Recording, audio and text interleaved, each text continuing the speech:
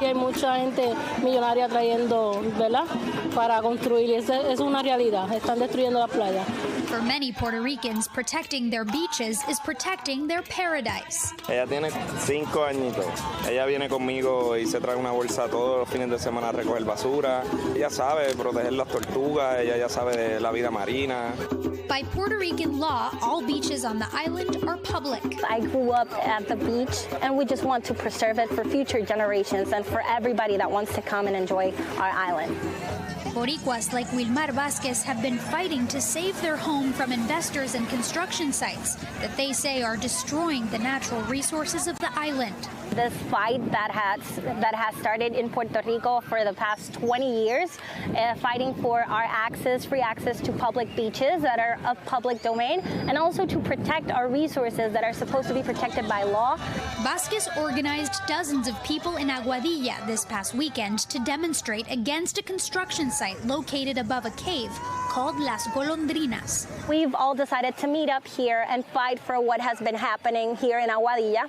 Sediments from that construction was polluting the water. Locals say Aguadilla Pier Corp, the developer behind the construction site, has been building illegally on 3 areas near the cave, saying they've cut down a protected forest and let sediment from their site pollute the water below. But this week, a victory. Puerto Rico's Department of Nature Resources declaring a day before the planned protest that Aguadilla Pier Corp does not have the proper permits or authorization to build and must demolish their structures within 30 days and restore the site to its natural conditions. We reached out to Carlos Roman, an agent with Aguadilla Pier Corp. He did not respond for comment.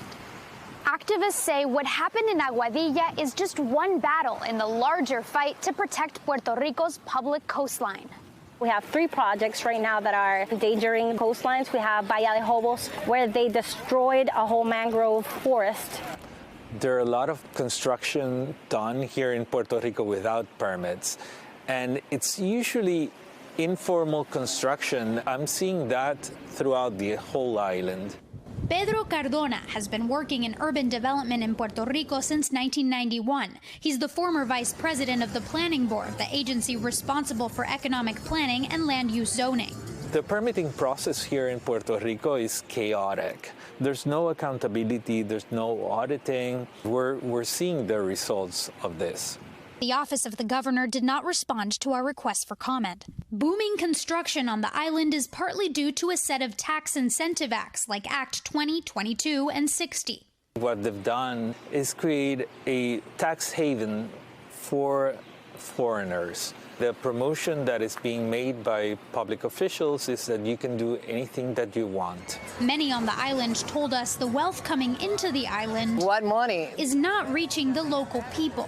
Plus, they tell us they're being priced out of their neighborhoods. It's gentrification at its purest form. We don't see it on the roads. They're not making improvements around. On the contrary, they're destroying the natural resources.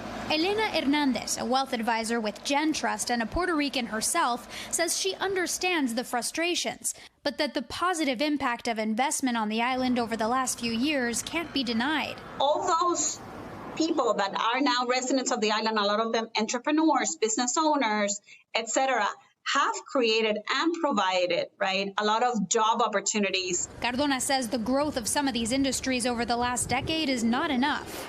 People tend to simplify this issue, and they tend to say, well, if you have investment, that's good enough. It's not the case. And if you destroy natural resources, you're going to compromise water access for thousands of people.